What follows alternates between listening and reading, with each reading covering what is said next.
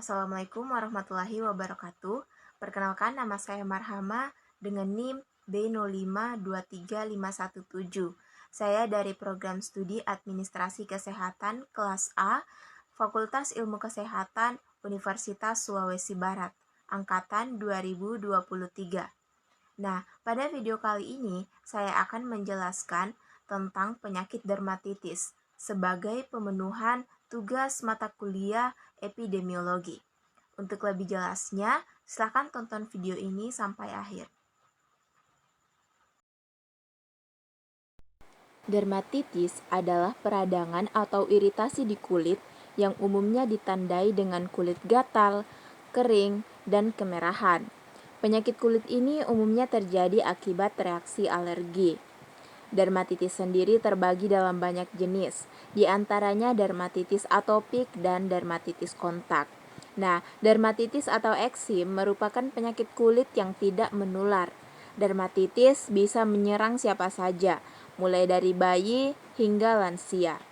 Meskipun tidak berbahaya, kondisi ini dapat menimbulkan rasa tidak nyaman dan mengganggu aktivitas sehari-hari. Yang pertama yaitu ada genetik. Seseorang dapat terkena dermatitis jika memiliki gen yang membuat kulitnya menjadi lebih sensitif. Seseorang juga dapat terserang dermatitis jika memiliki keluarga dengan kondisi yang sama. Yang kedua, respon sistem kekebalan tubuh. Pada beberapa orang, alergen atau zat pemicu alergi tertentu dapat menyebabkan sistem kekebalan tubuh bereaksi secara berlebihan. Hal ini dapat menyebabkan dermatitis atopik. Yang ketiga, lingkungan. Faktor lingkungan juga dapat menyebabkan dermatitis, misalnya paparan asap rokok atau asap kendaraan, bulu hewan peliharaan, serbuk sari, dan debu juga dapat mengakibatkan dermatitis. Yang keempat yaitu paparan iritan. Beberapa jenis dermatitis dapat terjadi ketika kulit terpapar bahan kimia atau iritan. Sebagai contoh, dermatitis kontak iritan bisa terjadi jika tangan terpapar oleh deterjen.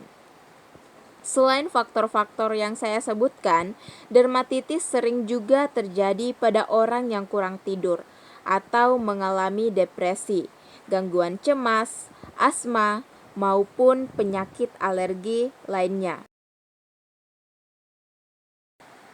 Gejala dermatitis. Gejala dermatitis ada bermacam-macam, tergantung pada jenis dermatitis yang dialami. Nah, untuk yang pertama yaitu ada dermatitis atopik.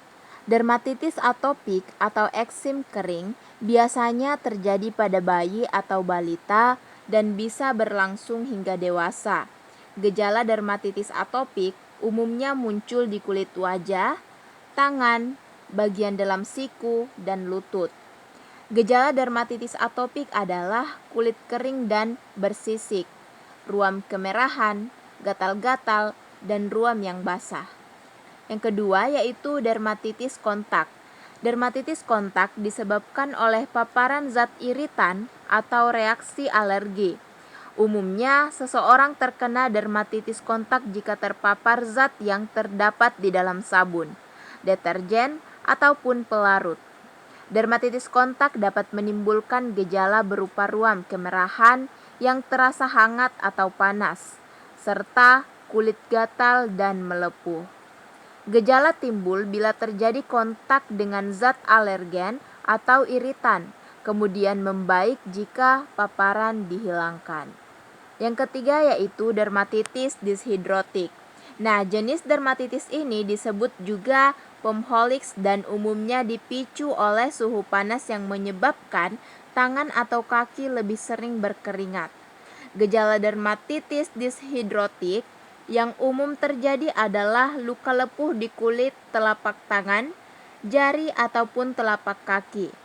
Luka lepuh ini dapat disertai dengan sakit dan gatal-gatal di sekitar area yang terkena. Keempat, ada dermatitis seboroik.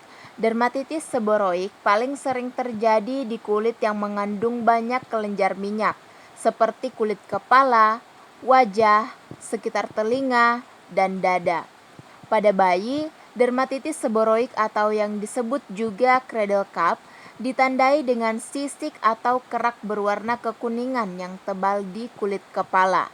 Sementara pada orang dewasa, dermatitis seboroik menimbulkan gejala berupa ketombe yang membandel serta kerak kekuningan di kulit kepala yang dapat meluas ke area wajah. Gejala ini dapat memburuk jika penderita juga mengalami stres. Yang kelima, neurodermatitis. Neurodermatitis ditandai dengan ruam di kulit kepala serta gatal di leher atau kaki. Gatal dapat memburuk ketika penderitanya sedang beristirahat atau menggaruk ruam tersebut. Dan yang keenam, terdapat dermatitis herpetiformis. Dermatitis herpetiformis atau penyakit daring adalah dermatitis yang terjadi pada penderita selia. Ruam dermatitis herpetiformis menyerupai luka bakar dengan sensasi terbakar dan terasa gatal. Ruam ini akan hilang jika penderitanya menerapkan pola makan bebas gluten. Selanjutnya, pencegahan dermatitis. Nah, pencegahan dermatitis dilakukan sesuai dengan jenis dan penyebabnya. Pada dermatitis kontak, cara pencegahan yang paling efektif adalah menghindari zat alergen atau iritan yang menyebabkan ruam. Namun, ada juga cara yang dapat dilakukan untuk mencegah terjadinya dermatitis. Yang pertama yaitu tidak mandi menggunakan air yang terlalu panas. Kedua, menggunakan sabun dan sampo yang lembut atau khusus untuk kulit sensitif. Yang ketiga, mengoleskan pelembab dan tabir surya dengan rutin. Keempat, menggunakan sarung tangan ketika mencuci jika mengalami iritasi terhadap deterjen atau sabun cuci. Kelima, berolahraga rutin dan menerapkan pola makan sehat untuk memperbaiki sistem imun. Dan terakhir, berobat dan kontrol secara rutin ke dokter jika menderita asma atau penyakit terkait alergi lainnya. Dan terakhir, pengobatan dermatitis. Nah, pengobatan dermatitis akan disesuaikan dengan gejala yang dialami pasien dan penyebabnya. Sebagai contoh, dermatitis kontak akibat alergi akan hilang dengan sendirinya jika paparan alergen atau iritan penyebabnya dihilangkan. Oleh karena itu, pasien dianjurkan untuk yang pertama menghindari kontak dengan alergen dan zat iritan. Nah, selain menghindari kontak dengan alergen dan zat iritan, pasien juga bisa menggunakan krim atau salep pelembab yang mengandung emolien.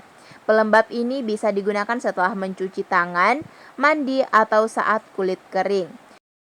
Selanjutnya yaitu menggunakan salep atau krim kortikosteroid seperti betametason atau hidrokortison. Nah, ada juga obat anti radang oles, misalnya pimecrolimus, tacrolimus, dan ruxolitinib. Nah, selanjutnya juga bisa menggunakan obat jenis oral atau yang diminum. Ini dapat memberikan ataupun menangani dari penyebab-penyebab dermatitis. Antara lain contohnya yaitu antihistamin tablet. Ini gunanya untuk meredakan gatal dan mengurangi peradangan. Ada juga antibiotik untuk mengatasi infeksi sekunder yang sering terjadi pada dermatitis.